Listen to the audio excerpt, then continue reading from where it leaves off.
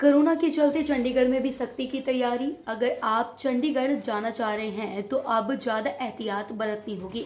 हरियाणा में 7 दिन का लॉकडाउन और पंजाब में 13 दिन का मिनी लॉकडाउन लगने के बाद अब यूटी चंडीगढ़ का प्रशासन भी सख्त कदम उठाने की तैयारी में है। इसे लेकर यूनियन टेरिटरी यानी कि चंडीगढ़ के प्रशासन बीपी बदनौर सोमवार को अधिकारियों के साथ बैठक करेंगे, जिसमें नई गाइडलाइंस जारी करने के बारे में चर्चा होगी।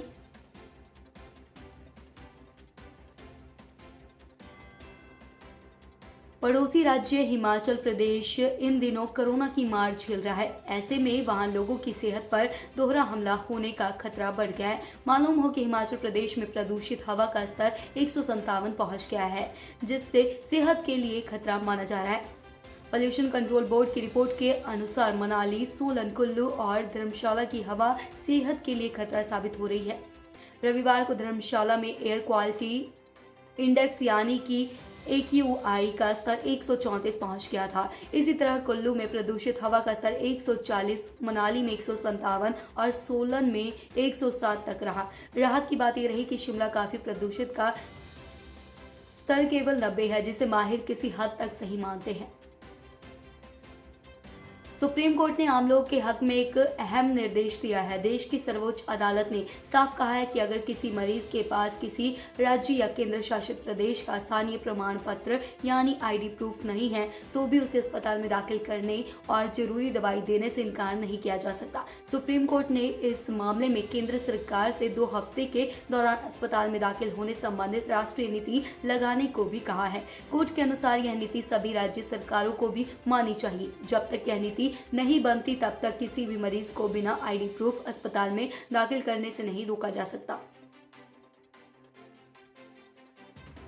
कोरोना की दूसरी लहर में बड़ी चुनौती का सामना कर रहे भारत को लगातार दूसरे देशों से मदद मिल रही है। अब ताइवान ने भी हमारे देश के लिए 150 ऑक्सीजन कंसंट्रेटर और 500 सिलेंडर भेजे हैं। मालूम हो कि इसके पहले ब्रिटेन, रूस सहित कई देश कोरोना की चुनौती का सामना करने के लिए भारत की मदद के लिए आगे आ चुके हैं।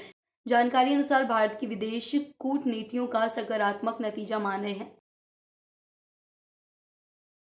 कोरोना महामारी से जूझ रहे समाज के हर वर्ग के सामने आर्थिक चुनौती भी बनी हुई है। ऐसे में केंद्र सरकार ने कार्यों को बड़ी राहत देने वाला कदम उठाया है, जिसके अनुसार अगर किसी कारोबारी ने मार्च और अप्रैल 2021 के लिए टैक्स का भुगतान नहीं किया है तो उसे परेशान होने की जरूरत नहीं है। अब ऐसे कारोबारी बिना लेट फीस चुकाए GSTR 3B रिटर्न दाखिल कर सकते हैं। इतना ही नहीं, देरी से भुगतान करने वाले कारोबारियों को भी ब्याज कम भरना पड़ेगा। केंद्र सरकार के अनुसार 5 करोड़ से ज्यादा सालाना कारोबार करने वाले कारोबारियों को मार्च और अप्रैल की GSTR 3B और टैक्स भरने के लिए बिना लेट फीस के 15 दिनों का अलग से समय दिया गया है, ताकि संकट के समय उन्हें और आर्थिक नुकसान न उठाना पड़े।